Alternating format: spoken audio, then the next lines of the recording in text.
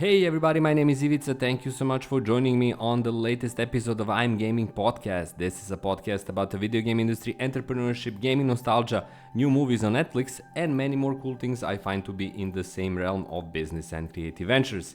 Like always, first and foremost, a huge thanks goes to my Patreon supporters who really and truly make this podcast possible. Without your generous and continued support, I would not be able to continue making these episodes, and again, a big thanks to all of you. This is episode 243, and it's all about a new movie available on Netflix called Rebel Ridge. It's a film created by Jeremy Soliner, I'm guessing. I'm not sure if I'm pronouncing this correctly. And it's a really interesting kind of action thriller drama that is, in my view, flawed, but flawed in a pretty interesting way, which is interesting not just for the movie industry, but also for any kind of narrative that tries to involve something that is not that prominently seen in a particular genre. So what's the Rebel Ridge movie all about? It's basically a story about a former Marine soldier who has never been deployed to an active war zone, but is an expert martial artist who has to bail out his cousin in a small town somewhere in the southern US. However, a chance encounter with the local police force kind of pushes that to a side and creates a range of issues, problems, and unfortunate moments that turn very violent for not just him, Terry, the main character, but also others around him, even people who are openly antagonistic to him.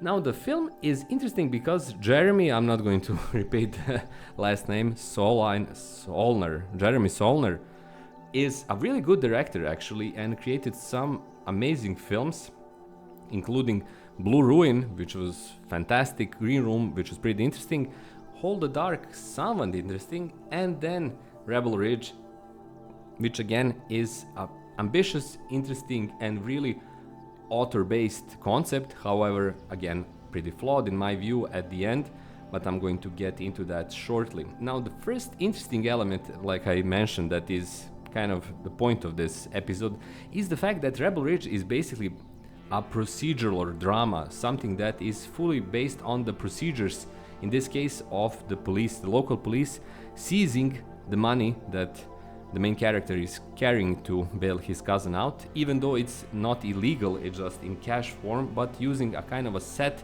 of laws and regulation that are, again, not corrupt directly, but very open for corruption.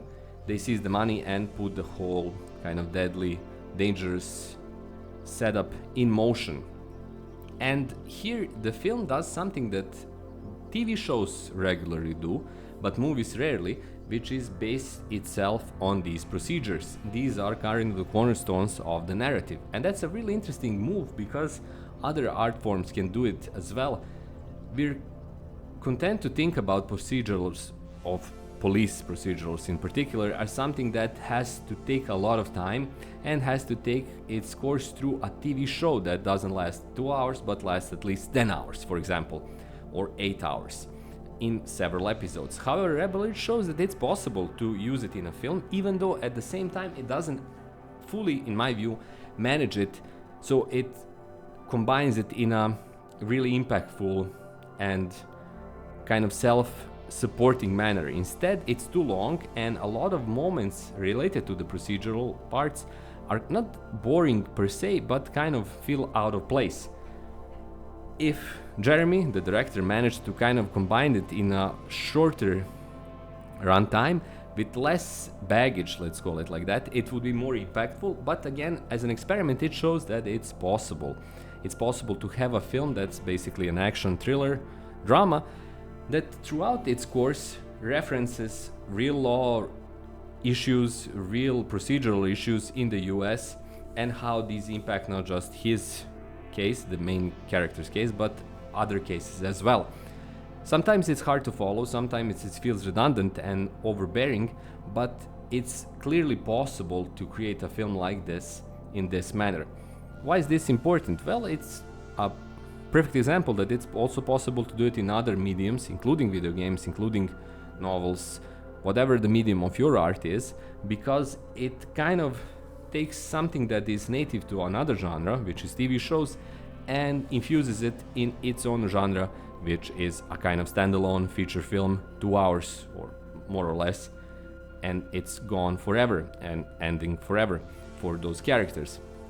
So these kind of genre transplants, let's call them like that, are not just possible but important.